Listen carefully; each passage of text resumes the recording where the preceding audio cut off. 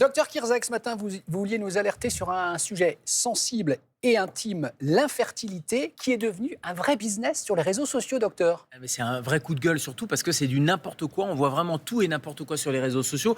Oui, c'est un moment d'intimité, c'est un moment sensible quand un couple n'arrive pas à avoir un bébé. Il y a plein de questionnements. C'est vraiment une période de vulnérabilité. Et qui dit vulnérabilité dit on va sur les réseaux sociaux. Et là, il y a des charlatans, il n'y a pas d'autre mot, qui veulent faire du business sur cette infertilité. Alors, il y a de Qui tout. propose des recettes miracles. Oui, des recettes miracles pour booster la fertilité. Alors ça va du sous-vêtement réfrigérant pour les messieurs au jus d'ananas en passant par les compléments alimentaires. Je ne vous montrerai aucun compte TikTok, Instagram ou je ne sais quoi pour pas faire évidemment de la publicité à ces comptes qui ne le méritent absolument pas. Mais c'est un vrai marché.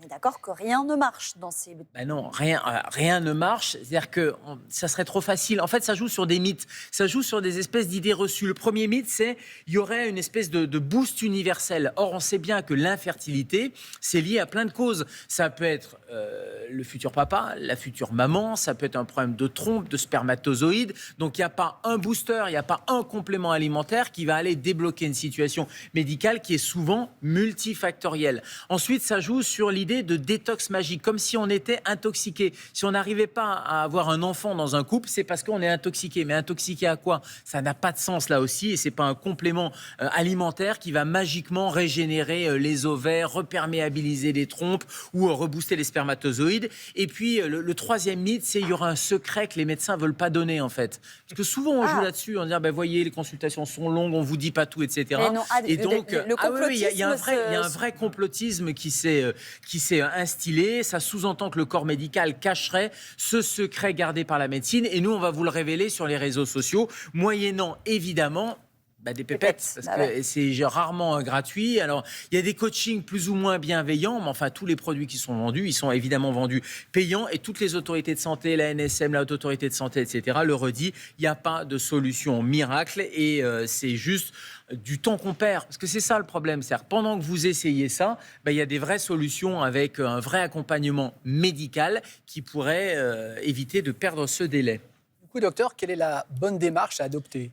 Se faire accompagner. Déjà, un petit rappel, quand on parle d'infertilité, c'est un couple qui a des rapports sexuels non protégés et qui, au bout d'un an, n'a pas de grossesse enclenchée. C'est ça la définition. Donc, en dessous d'un an, c'est pas de l'infertilité.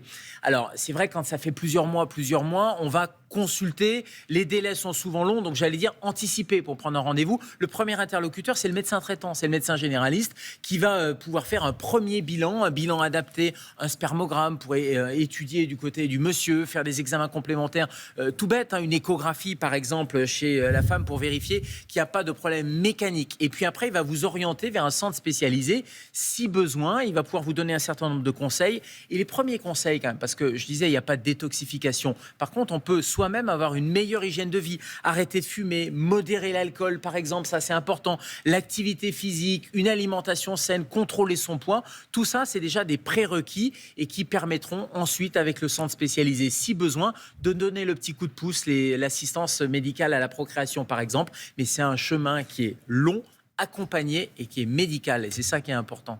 Merci de le rappeler, docteur.